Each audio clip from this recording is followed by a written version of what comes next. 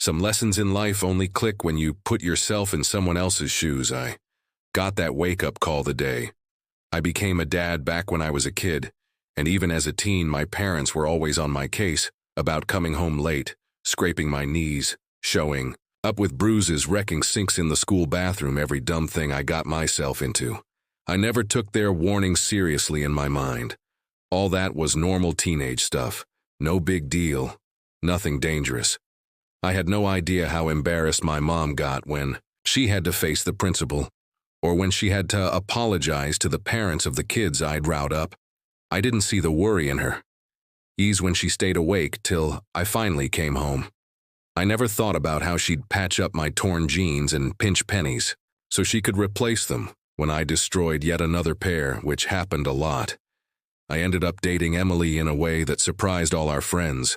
My buddy Jake invited me and a couple of other guys to hang out with his then-girlfriend and some of her friends. We just messed around downtown, chilling on benches, sipping coffee. Well, okay.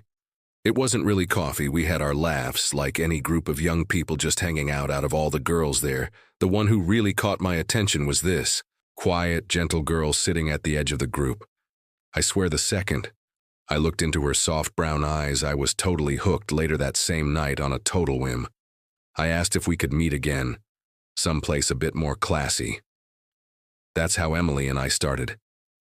Dating nobody, believed we'd have much in common, me a rowdy troublemaker, and her a sweet top-of-her-class, all-around amazing person.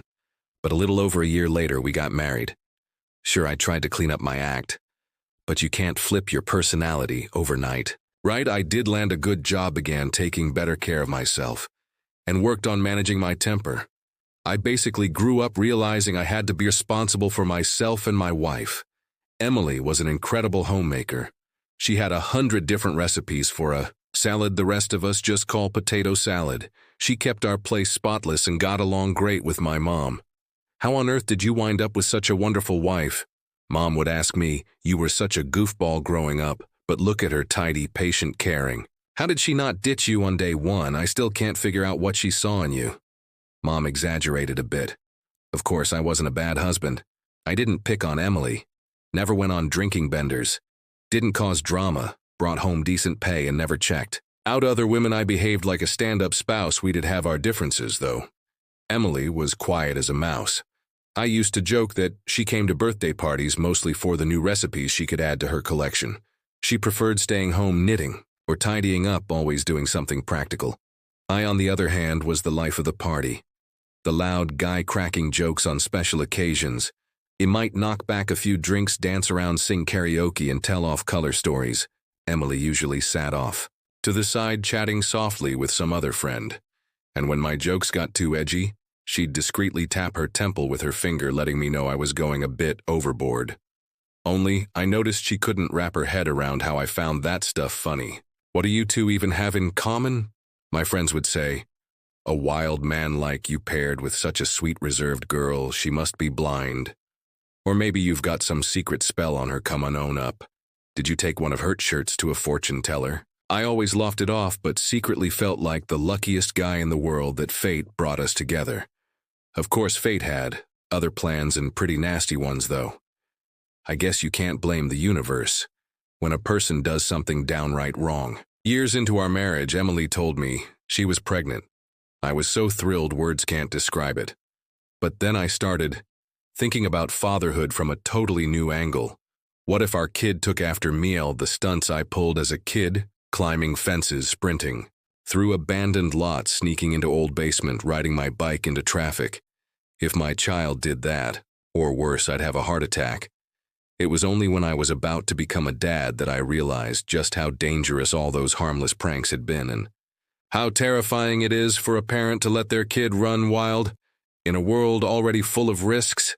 The day Emily went into labor, I could hardly sit.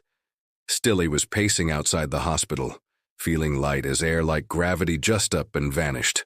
One thought kept pounding in my head. Please let this little guy take after his sweet, gentle mother, not me. The reckless fool, that way I might keep a shred of my sanity and ensure the kid actually makes it to adulthood. I had no idea there was agent secret behind Val's birth. I just assumed the universe had blessed me, Again, maybe I even said that out loud at the exact moment he was born, because my wish basically came true 100%.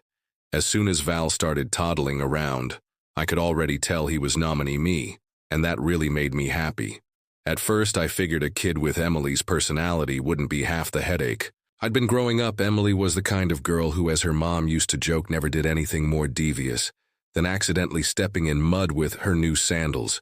We spoiled Val, rotten buying him the best of everything. Emily adored him, of course, and the two of them were two peas in a pod.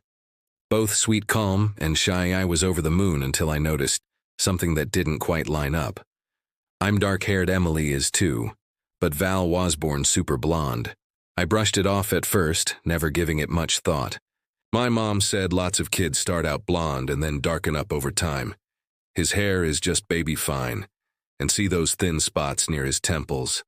Once the follicles strengthen in a year or two, his hair will fill in and the pigment will change, she'd say with all the authority of someone in the medical field. But by the time Val was 4, his hair still hadn't darkened, and those little bald patches at his temples hadn't really filled in. It didn't scare me exactly, but it did make me wonder kids can be cruel, and I worried how his classmates might tease him about that. God knows I poked fun at a kid in my own class for the same thing, calling him Oldman because he had that receding hairline look. I never meant anything truly nasty. I just went with the crowd funny. Enough that same guy is still in my life. It was actually him who dragged me out the night I first met Emily, sad that he never hit it off with the girl he liked back then. These days he's not at all self-conscious about his hairline. Nobody cares, and we barely notice it, but back then it felt like a tragedy. Another year and a half went by. Val was growing fast. He still looked more like Emily, but at the same time, sometimes I'd look at him and think he didn't quite resemble either one of us. His eyes were Emily's, sure, but that smile, it was neither hers nor mine. The shape of his nose, his tiny ears, none of them matched us exactly. Not to mention that blonde hair and those temples that never really filled in. Just like Jake. Jake had that same pale hair, those same little receding corners, and honestly a similar nose too. I almost slapped myself for even thinking that, but I couldn't let it go. So I dug up an old photo of Jake to compare side by side, and so many features matched that I finally confronted Emily. I told her how even my parents had joked that Val didn't look a bit like me, and that I was starting to think they had a point. Straight up, I asked her, "Did you hook up with Jake?" I said, holding up a picture of Val next to a picture of my buddy Emily. Wasn't ready for that question. She practically froze, started crying, fumbling her words, not knowing what to say or how to explain. That was all the confirmation I needed. I stared at my wife, bawling her eyes out, and it was like watching our happy little family puzzle get ripped apart piece by piece. Each part tossed into a fire. She tried to explain through her sobs, but I could only pick out a few details. Turns out a while back, Jake had taken some time off work and helped me tile our bathroom.